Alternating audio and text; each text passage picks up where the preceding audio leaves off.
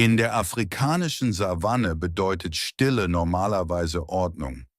Alles folgt festen Regeln. Jedes Geräusch hat eine Bedeutung und jedes Schweigen ebenfalls. Doch an diesem Tag war die Stille anders. Sie lag schwer in der Luft, fast greifbar, als würde die Landschaft selbst etwas verbergen wollen. Die Sonne stand hoch am Himmel und brannte gnadenlos auf die Erde. Der Boden war trocken, rissig, leblos. Der Wind bewegte das hohe Gras nur minimal, gerade genug, um die Hitze noch deutlicher spürbar zu machen.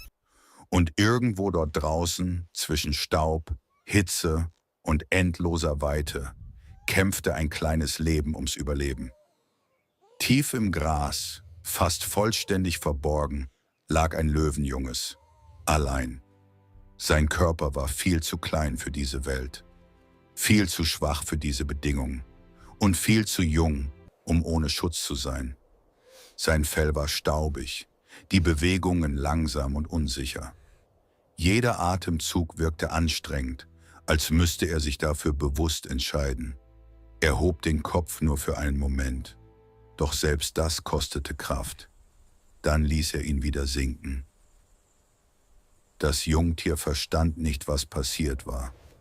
Es verstand nicht, warum die vertraute Nähe plötzlich fehlte, warum der schützende Körper verschwunden war, warum die Welt auf einmal so lautlos und gleichzeitig so bedrohlich wirkte. Instinktiv wartete es, wartete auf Wärme, auf einen Geruch, auf Sicherheit. Doch nichts kam. Die Sonne wanderte weiter, die Hitze nahm zu, und mit jeder Minute schwand die Kraft des Jungtiers. Es versuchte aufzustehen.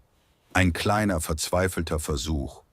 Die Vorderpfoten rutschten im Staub weg, die Beine zitterten, und nach wenigen Sekunden gab der Körper nach. Es fiel zurück auf den Boden, nicht mit einem Laut, nicht mit einem Aufbäumen, nur mit stiller Erschöpfung. Ein leises Geräusch entwich seiner Kehle, kein Ruf, der Angst machen sollte, kein Laut der Stärke, sondern ein schwacher, gebrochener Laut, ein instinktiver Hilferuf. Ein Ruf, der eigentlich nie von einem Jungtier allein in der Savanne zu hören sein sollte. Die Umgebung reagierte nicht. Kein anderes Tier erschien. Kein Schatten bewegte sich. Kein Zeichen von Schutz. Nur Wind, Hitze und Stille. Das Jungtier hob den Kopf ein weiteres Mal, die Augen halb geschlossen. Sein Blick wirkte leer und gleichzeitig voller Hoffnung. Als würde es darauf warten, dass irgendjemand, es bemerkt. Weit entfernt, fast unscheinbar, bewegte sich etwas durch die Landschaft. Ein leises Brummen, dumpf, rhythmisch. Das Jungtier nahm es kaum wahr. Es war zu schwach, um zu reagieren. Doch in der Savanne bedeutet jedes neue Geräusch Veränderung. Ein weißes Fahrzeug bewegte sich langsam über eine schmale Piste. Staub stieg hinter ihm auf. Am Steuer saß ein Ranger, ein Mann, der dieses Land kannte, der wusste, wie unberechenbar es sein konnte. Er war nicht auf der Suche nach etwas Besonderem. Es war eine Routinefahrt, ein weiterer Tag in der Wildnis. Doch irgendetwas fühlte sich falsch an. Der Ranger verlangsamte die Fahrt.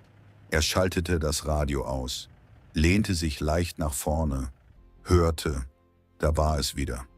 Leise, unklar, aber definitiv da. Er stoppte das Fahrzeug, der Motor verstummte, und in diesem Moment wirkte die Savanne noch stiller als zuvor. Er öffnete die Tür, setzte einen Fuß auf den Boden, dann den zweiten. Er blieb stehen, lauschte. Der Klang kam aus dem Gras, ganz in der Nähe. Und mit einem Mal wusste er, das hier war kein gewöhnlicher Tag. Der Ranger stand still. Er hatte dieses Geräusch schon einmal gehört.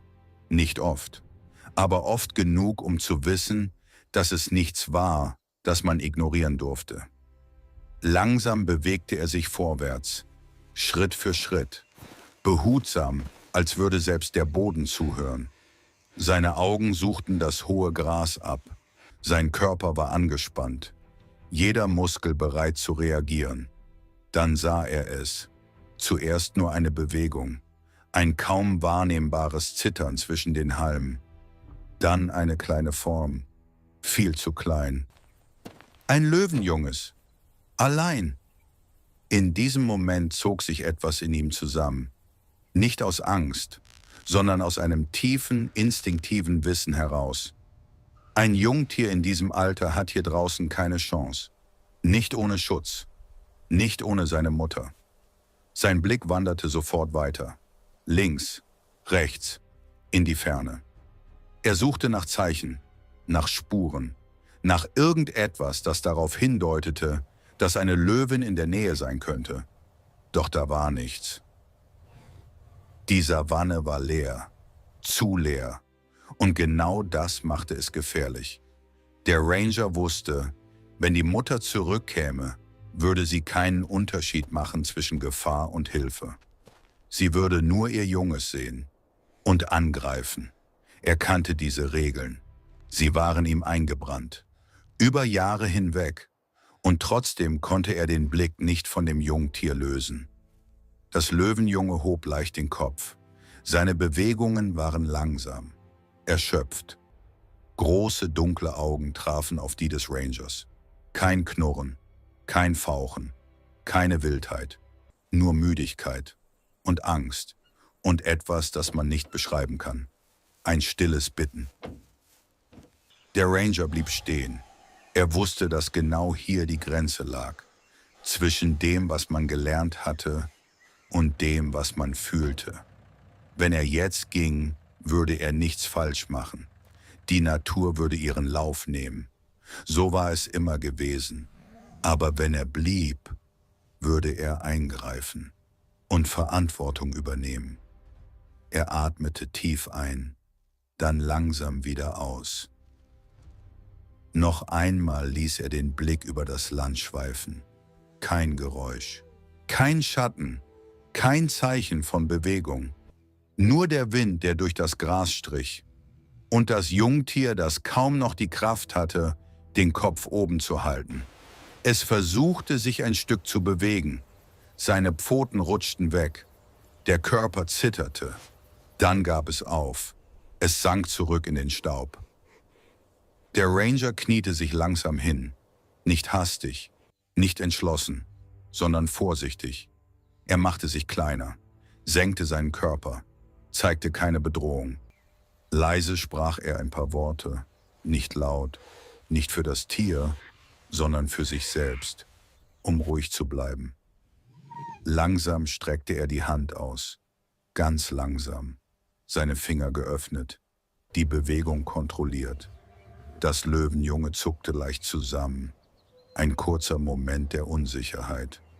Doch es versuchte nicht zu fliehen. Es konnte nicht. Als die Hand das warme Fell berührte, wusste der Ranger sofort, dass etwas nicht stimmte. Die Temperatur war zu hoch, der Körper zu leicht, die Atmung zu flach, Dehydrierung, Erschöpfung, vielleicht mehr. Das Jungtier zitterte leicht, doch es zog sich nicht zurück. Es ließ es zu. Zum ersten Mal vertraute es einem Menschen.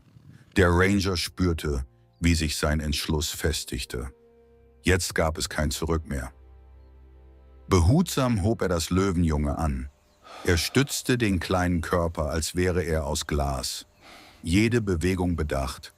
Das Tier war erschreckend leicht, fast schwerelos, zu leicht. Der Ranger schluckte.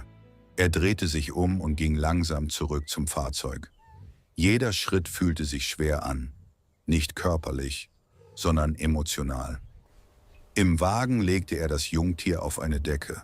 Schatten, etwas Kühle. Er griff nach Wasser, gab nur wenige Tropfen. Geduldig, vorsichtig. Das Löwenjunge schluckte.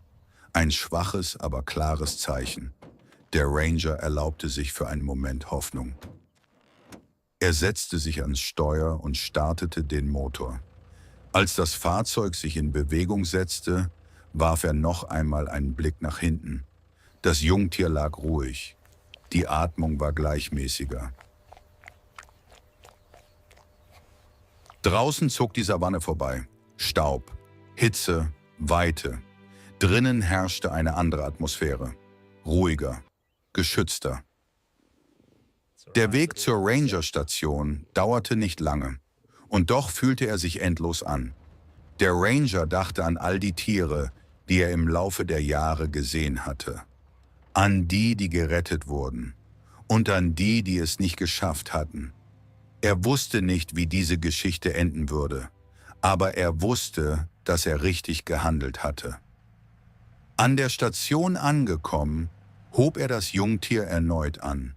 Er hielt es nah an sich, als würde allein diese Nähe etwas bewirken können. Drinnen war es kühler, ruhiger, sicherer. Das Löwenjunge öffnete kurz die Augen, nicht vor Angst, sondern vor Erschöpfung. Dann schloss es sie wieder. Der Ranger blieb stehen und beobachtete es einen Moment lang. So klein, so verletzlich und doch Teil von etwas Größerem, Teil dieser wilden, ungezähmten Welt. Er wusste nicht, was die Zukunft bringen würde, ob dieses Jungtier eines Tages zurück in die Savanne könnte oder ob sein Weg ein anderer sein würde. Doch eines wusste er sicher: Heute hatte er nicht weggesehen. Manchmal verlangt diese Welt nicht nach Helden, nicht nach großen Taten, nicht nach Ruhm.